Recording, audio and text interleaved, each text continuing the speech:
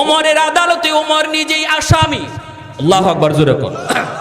ওমরের আদালতে ওমর কেমন করে নিজেই আসামি হয়ে গেলেন? অর্ধ পৃথিবীর বাদশাহ, রাতের বেলা ঘুমান না, সারা রাত মানুষের বেশ ধরে সাধারণ মানুষের বেশ ধরে মানুষের হালত তিনি জানেন। মানুষের ঘরে ঘরে যায় তিনি খবর লন। রাতের বেলা কার কি সমস্যা আছে উমর সেই খোঁজ খবর নেন। 10টা বছরের ভিতরে উমর রাতের বেলা একদিনও পিঠটা বিছানায় লাগান নাই। দুপুর বেলা 1টা ঘন্টা শুধু বিশ্রাম নিতেন। মদিনার আকাশে পিন পিন পিন পিন করে বৃষ্টি পড়ে, একটু শীত শীত ভাব, খুব মজার ঘুম। মদিনার সমস্ত মানুষ পাকপাকালি পর্যন্ত ঘুম নাই শুধু একজন মানুষের 2 চোখে, তিনি আর কেউ নন, তিনি হলেন অর্ধ পৃথিবীর বাদশাহ হযরত ওমর ফারুক রাদিয়াল্লাহু তাআলা আনহু। মদিনা শরীফ থেকে তিনি বের হয়ে গেছেন। মদিনা শরীফ থেকে তিনি বের হয়ে একটা বস্তির পাশ দিয়ে তিনি চলতেছেন একা একা, সঙ্গে তার কেউ নাই, খাদেমও নাই, আসলামও নাই। ওনার খাদেমের নাম ছিল আসলাম, যে খাদেম ছিল ওনার গোলাম। এই গোলামকে তিনি আজাদ করে দিয়েছিলেন। আসলাম তখন বলেছে, ওগো আমিরুল মুমিনিন, আপনি আজাদ করেন আর আজাদ না করেন আমি কিছু জানি না, তবে আমি আসলাম সারা জীবন আপনার খাদেম হয়ে থাকবো। আমি আজাদি কি জিনিস বুঝি না, তবে আপনার খেদমত আমি ছাড়বো না, এই দরবার ছাড়বো না। ওমর রাতের অন্ধকারে বের হয়েছেন, একটা এলাকার ভিতরে ঢুকলেন, দেখেন রাস্তার পাশে একটা কুঁড়ে ঘর। এই ঘরের ভিতরে মিটমিট করে একটা আলো জ্বলতেছে। ওমর আলোটা দেখে মনে মনে ভাবতেছেন, ঘটনা কি, এত রাতে এই ঘরে আলো জ্বলে কেন? মনে হয় খারাপ লোকের আড্ডা বসেছে। যায় একটু দেখি, ওমর সামনের দিকে আগাইতে লাগলেন। কাছাকাছি আইসা তিনি শুনেন, না, মন্দ লোকের কোনো আড্ডা নয়, ঘরের ভিতরে কিছু অবুঝ বাচ্চার কান্নার আওয়াজ শোনা যায়। হযরত ওমর কান্নার আওয়াজ শুনতে পেয়ে দরজার পাশে দাঁড়ায় ডাক দিয়ে বলতেছেন, ঘরে কে? একজন বিধবা মহিলা ডাক দিয়া কয়, কে আপনি, কি জানতে চান? ওমর তখন বলেন, ঘরে আলো জ্বলে কেন? এই শিশু বাচ্চারা কান্না করে কেন? এত রাতে ঘরে আলো জ্বলে, বাচ্চাগুলি কান্দে, কারণ কি একটু জানতে চাই। মহিলা তখন ডাক দিয়া বলতেছে, কে গো, তুমি জানি না? আমি একজন মুসাফির। মহিলা কই, মুসাফির? তুমি তোমার রাস্তার পথ ধরে চলে যাও, আমাকে তুমি প্রশ্ন করে আমার মনের ব্যথা বাড়ায়ও না, আমাকে তুমি আর কাঁদায়ও না, প্রশ্ন করে আমার যন্ত্রণা বাড়ায়ও না, তুমি তোমার পথে চলে যাও। হযরত ওমর তখন বলতেছেন, না না গো মা, একটু জানতে চাই, আমি একজন মুসাফির, কোনো ভয় নাই, ক্ষতি হবে না, আমি একটু চেষ্টা করব তোমার উপকার করা যায় কিনা। কারণ কি, কেন বাচ্চাগুলি কান্দে আর কেন ঘরের মধ্যে আলো জ্বলে? মহিলা তখন বলতেছে, মুসাফির, এই ঘরটা হলো একজন 3টা এতিম বাচ্চা আমার কাছে আমানত।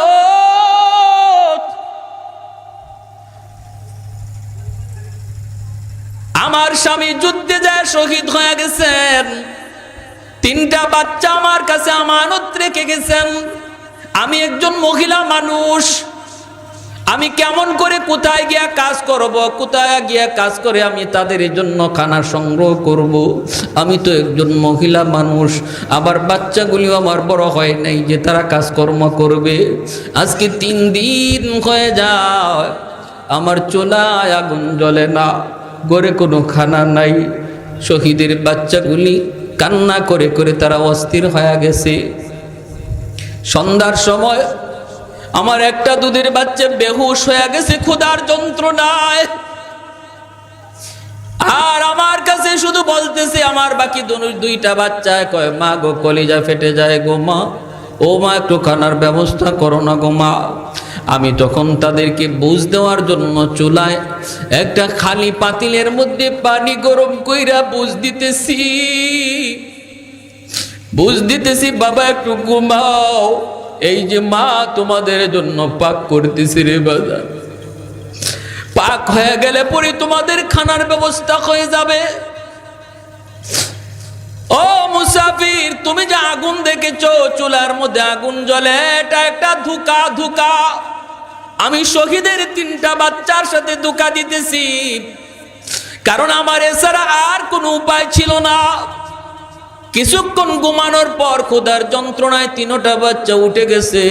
উইটা তারা বলতেছে মা গো এখনো বুঝি তোমার রান্না হয় নাই, মা আমাদের কলিজা চিবাইতেছে, আর কত ঘুমা একটু দাও না।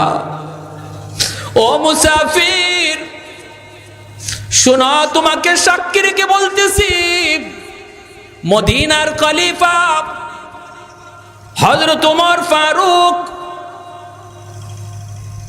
তিনি মদিনার খলিফা আমিরুল মুমিনিন, অথচ শহীদের 3টা বাচ্চা আজকে 3 দিন যাবত খানা খায় না।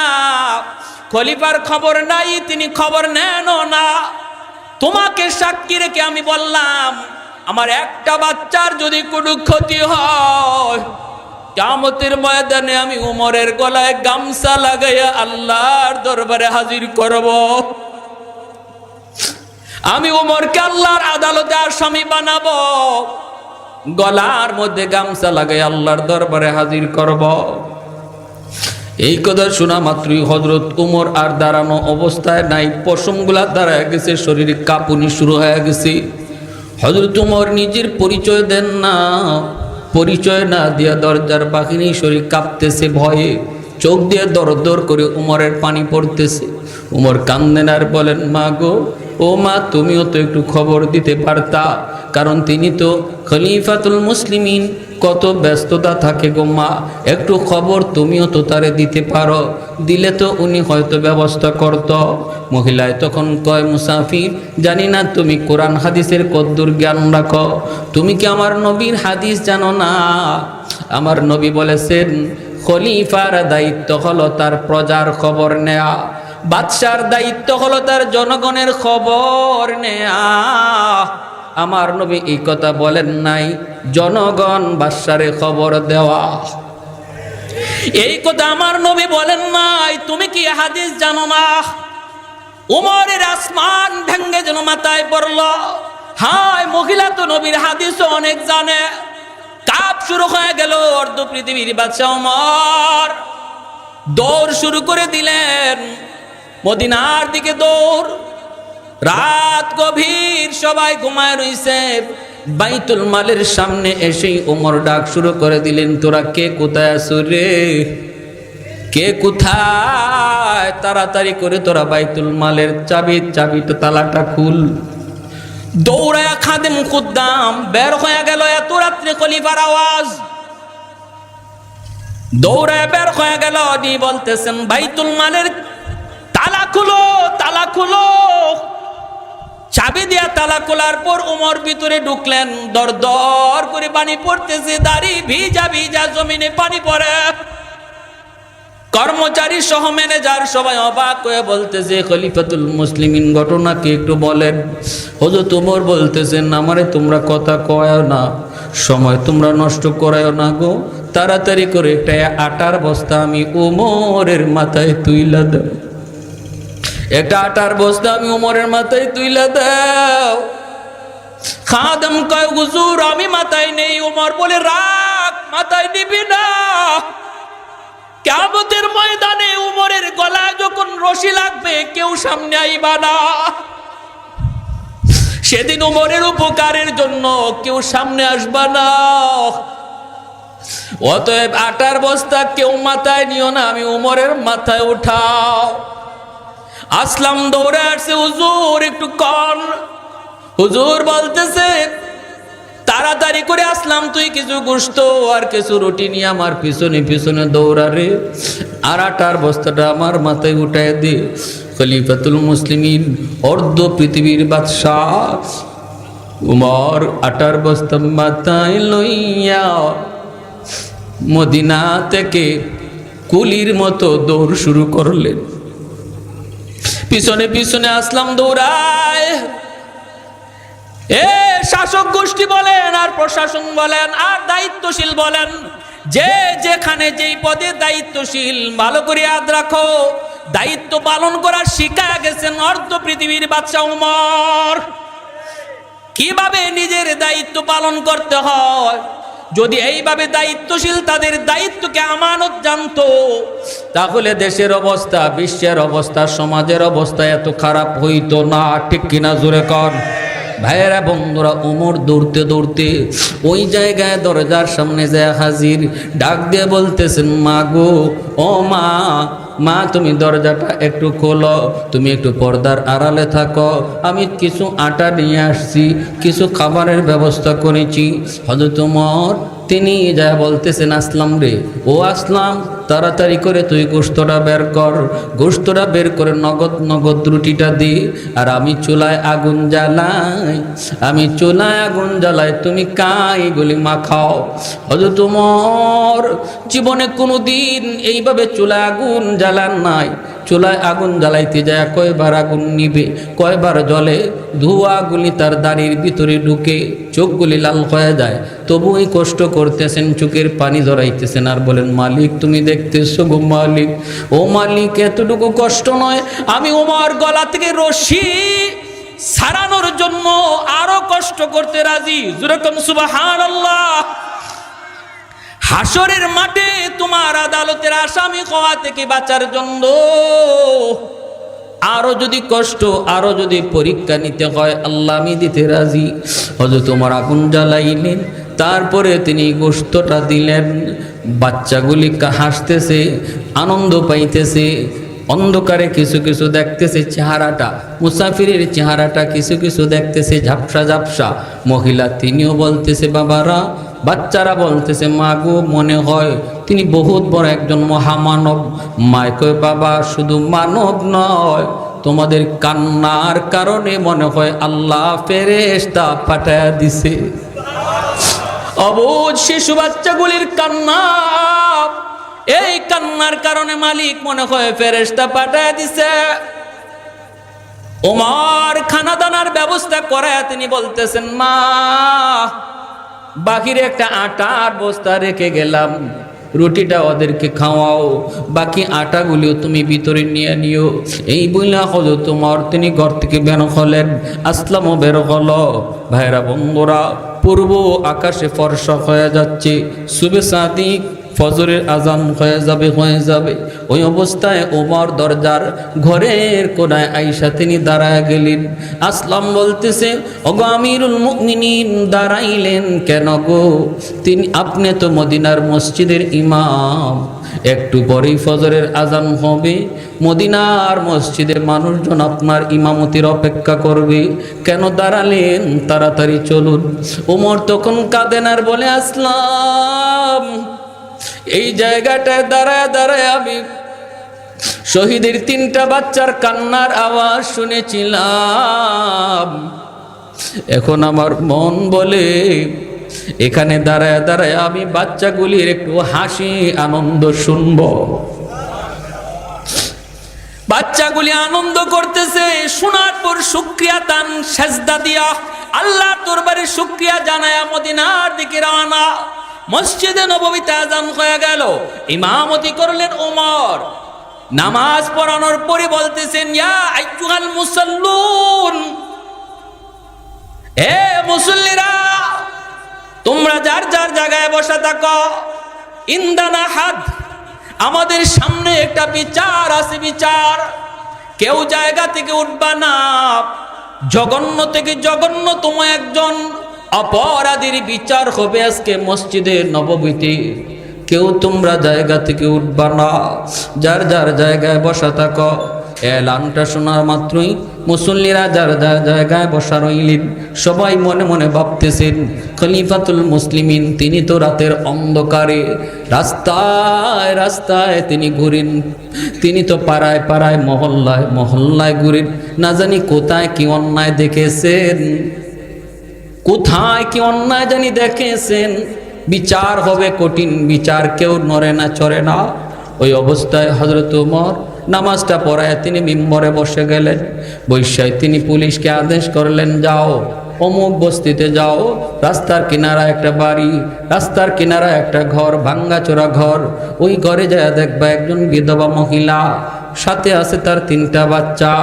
ওই মহিলাকে ধরে মদিনায় নিয়ে আসো, বাচ্চাগুলি সহ তুমি মদিনার মসজিদে নিয়ে আসো। যদি সে আসতে না চায়, পুলিশকে বলতেছেন জোর করে তারে নিয়ে আসবা, আমি ওমরের ওয়ার্ডার। পুলিশরা সবাই অবাক, মসজিদে নববীর মুসল্লিরা অবাক, না জানি ওই মহিলা কি অন্যায় করেছে, না জানি ওই মহিলা কত বড় অন্যায় করেছে। পুলিশ দলে বলে রওনা দিয়া দিছে, ক্ষিপ্র বেগে ওই বস্তিতে যায় হাজির।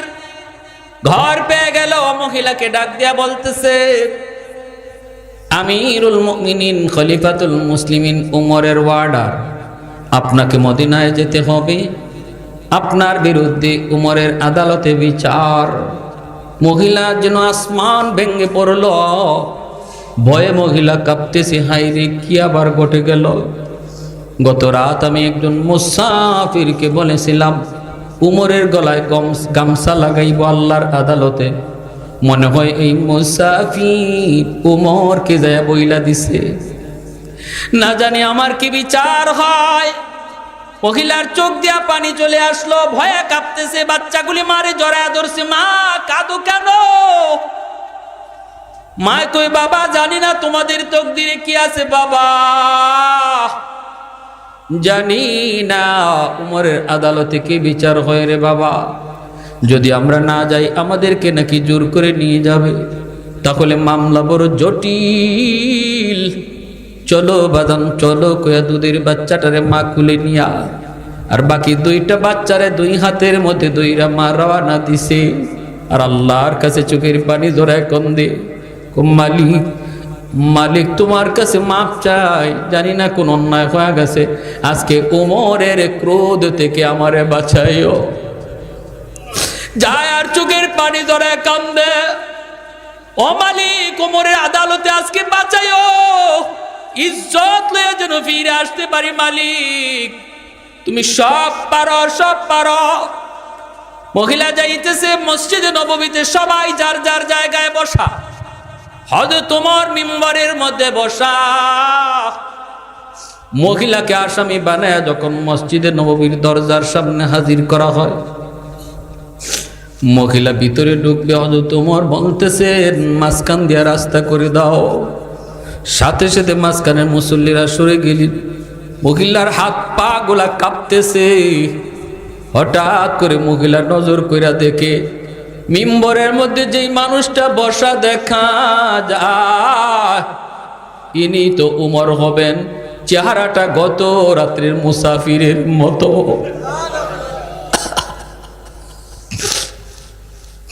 হায় রে, বিচার বুঝি আরো জটিল। আমি কারে কি বলছিলাম? তাহলে মুসাফির কি উমর? আমি এত বড় কথা বলছি যে উমরের গলায় গামছা লাগাবো, আজকে মদিনার মসজিদে না জানি আবার কেমন বিচার। মালিক তুমি আমারে বাঁচাও, কুদরতি হাতে আমার ইজ্জত বাঁচাও। মহিলা বাচ্চা 2টারে নিয়ে যায়, বাচ্চাগুলি ওমরের নাম শুনে কাঁপতেছে, মারে জড়ায় ধরে কাঁপতেছে, কারণ ওমরের নাম শুনলে ভয় পায় না এমন কেউ ছিল না। সামনের দিকে আগাইতেছেন, কাছাকাছি আসা মাত্র মহিলা নিশ্চিত হয়ে গেছে গত রাতের মুসাফির আজকের উমর। এখন কি হবে বিচার? হযরত ওমর পাগড়িটা খুললেন, মাথার পাগড়িটা খুইলা এক মাথা দিয়া নিজের গলা পেঁচাইলেন, আরেকটা মাথা মহিলার হাতে দিয়া বলতেছে, মা মদিনার অলিতে গলিতে ওমরকে তুমি ঘুরাও, মদিনার রাস্তায় তুমি ওমরকে নিয়ে টানো টানো, তবু আল্লাহর আদালতে ওমরের গলায় গামছা লাগাইও না, আল্লাহর আদালতে ওমরের গলায় গামছা লাগাইও না। তুমি আমাকে মদিনার অলিগুলি গামছা লাগায়া লাগায়া একটা হাইওয়ানের মতো ঘোরাও, আমি উমরের কোনো বাধা নাই, আমি বহুত বড় অন্যায় করে ফেলেছি গো মা, শহীদের একটা পরিবারের খবর নিতে পারি নাই, আমি এই পদের উপযুক্ত না, এই পদের উপযুক্ত না।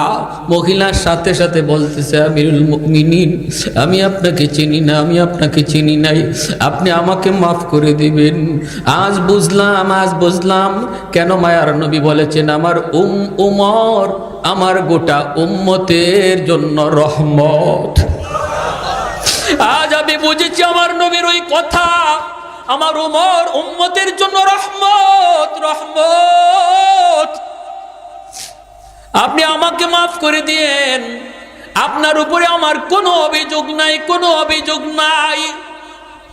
এই কথা বলতে উমর চোখের পানি মুছে আর মিম্বরে দাঁড়ায় বলতেছে, মুসল্লিয়ানে কেরাম শোনো রে, রাজত্ব পরিচালনা করার মতো যোগ্যতা উমরের নাই, আমি এই রাজত্ব আর চালাইতে চাই না, আর গলায় গামছা লাগাইতে চাই না।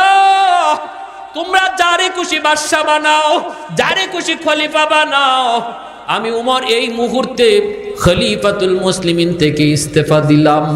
সাথে সাথে একজন দাঁড়ায় গেল, দাঁড়ায় বলতেছে, আমিরুল মুমিনিন ইস্তেফা দেওয়ার প্রয়োজন নাই, আপনি আপনার দায়িত্বে থাকেন, যতদিন পর্যন্ত আপনি কোরআন হাদিস মোতাবেক আমার নবীর আদর্শ মোতাবেক দেশ পরিচালনা করবেন, আপনার পাশে আমি থাকব, আপনার পাশে আমরা থাকব।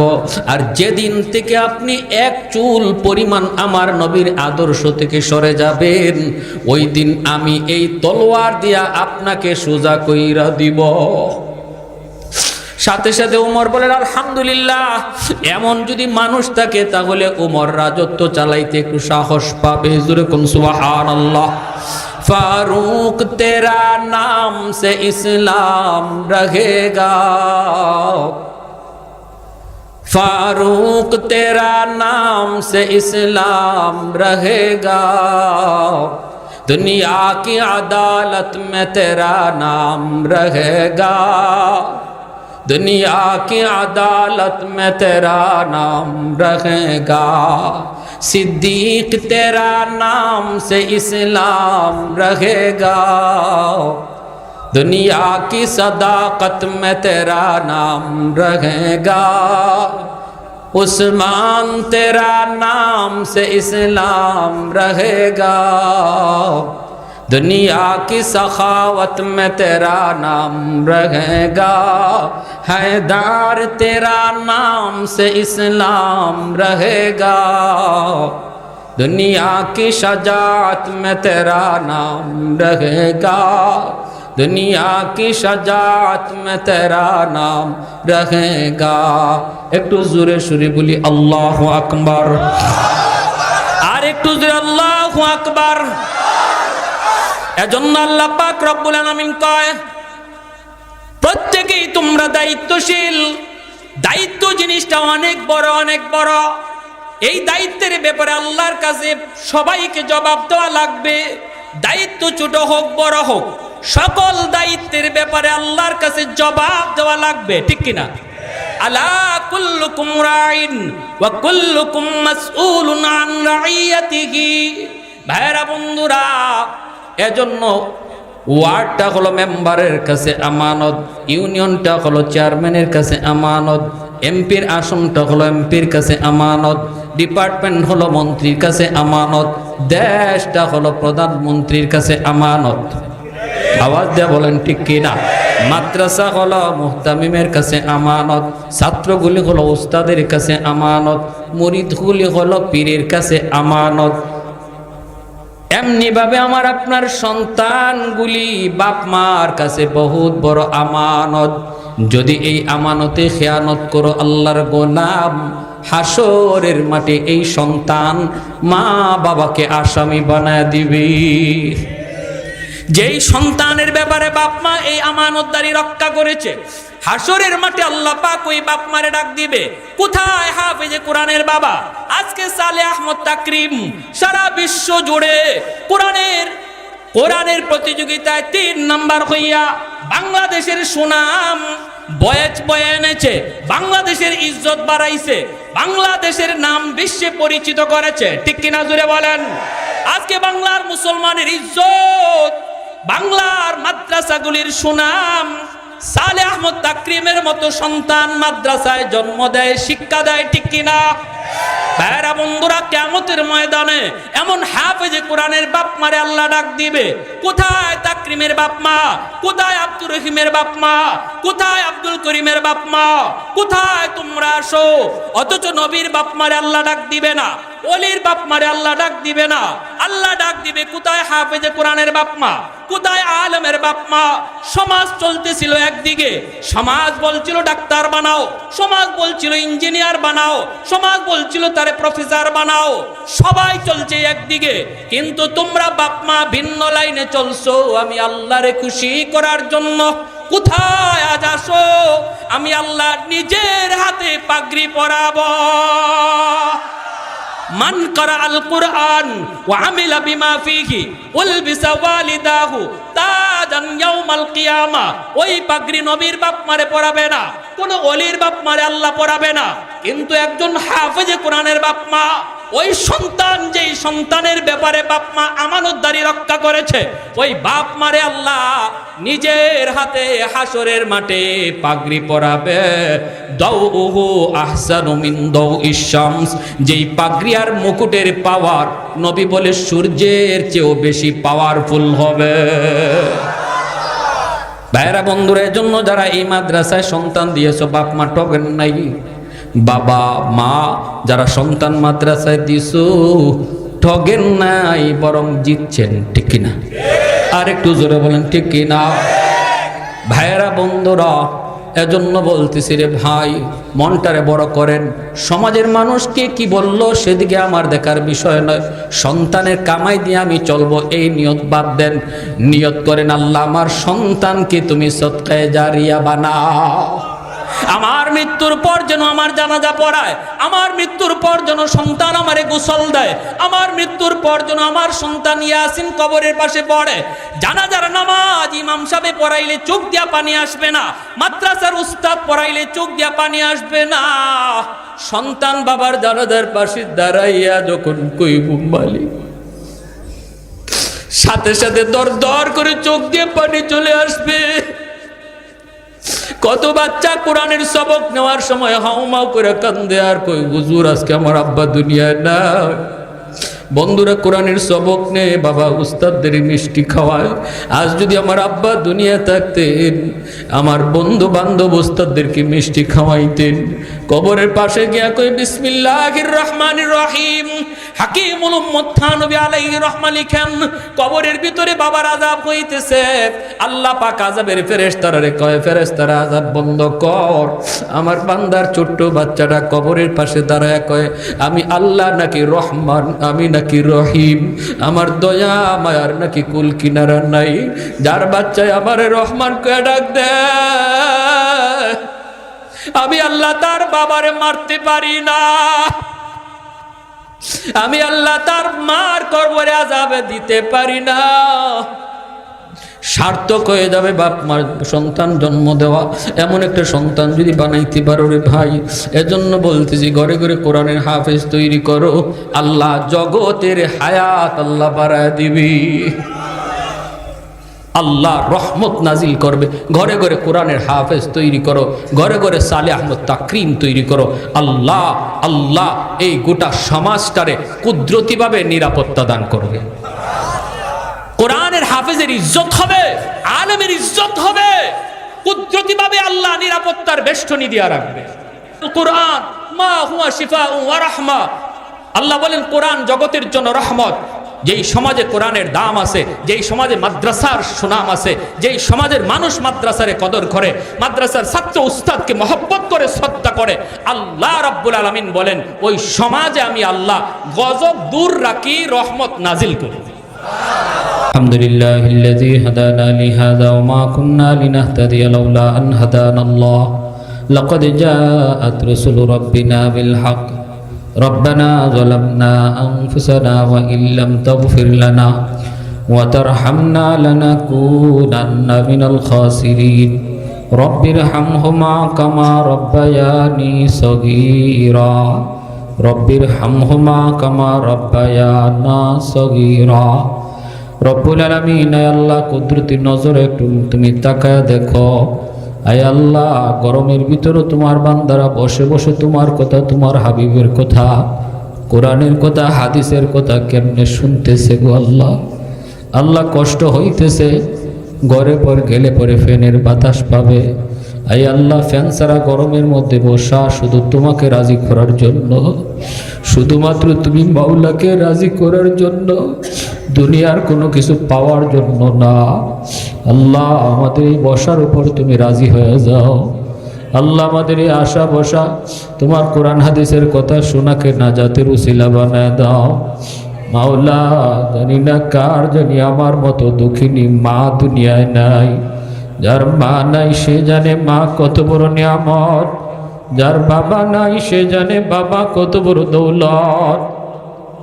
যার বাবা আছে ঘরে গিয়ে আব্বা কয়া ডাক দেয়, যার মা আছে ঘরে গিয়ে আম্মা কয়া ডাক দেয়। আমার মতো যার মা নাই, আজকে মাসকে মাস বছরকে বছর আম্মা কয়া ডাক দিতে পারি না। আয় আল্লাহ, যে মা 10 মাস 10 দিন পেটে রাখলো, আয় আল্লাহ প্রসাব করেছি, বিছানা বিছায় দিছি, মা বিজা বিছানায় শুইয়া আমাকে বুকের উপর রাইকা সারাটা রাত কাটায় দিছে। আয় আল্লাহ, ঘর থেকে বের হয়ে গেছি, গুসা করে সবাই ঘুমায় পড়ছে, দুঃখিনী মা ঘুমায় না।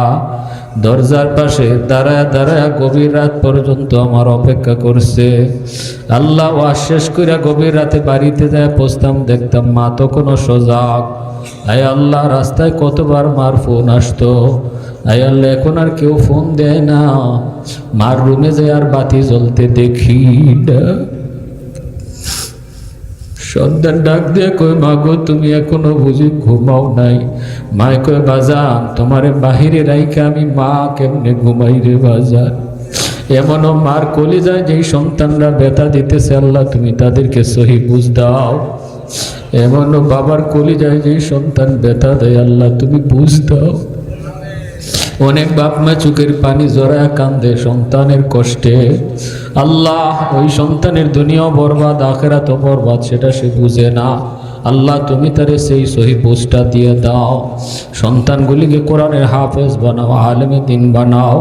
বহু বাপ মা বড় আশা করে সন্তান মাদ্রাসায় দিছে তোমার কোরআনকে সিনায় নেওয়ার জন্য। আল্লাহ, বাহাদুরি কইরে কোরআন সিনায় নেওয়া যায় না। তোমার রহমত ছাড়া তোমার কালাম সিনায় নেওয়া যায় না।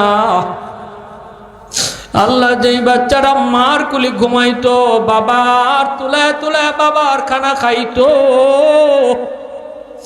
আজকে ওই বাচ্চারা মা চাইরা বাবা চাইরা মাইলকে মাইল ঘন্টার ঘন্টা পাড়ি দিয়ে যেখানে যাইতে হয়, নিজে একা একা ঘুমায়, নিজের খানা একা একা উঠায়, নিজের বিছানা একা একা বিছায়।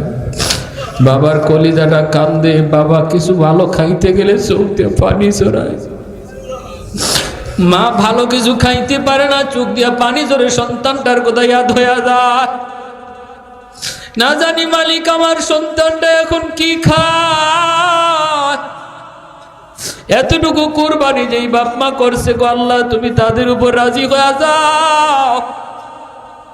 তাদের সন্তানগুলির তুমি তোমার নবীর নায়েব বানাও। তাদের সিনায় তোমার কোরআনের নূর ঢুকায় দাও। আয় আল্লাহ, এই এলাকার ঘরে ঘরে তুমি কোরআনের হাফেজ কবুল করে নাও। এই মাদ্রাসাখানাকে এলাকার হেদায়েতের উসিলা বানায় দাও।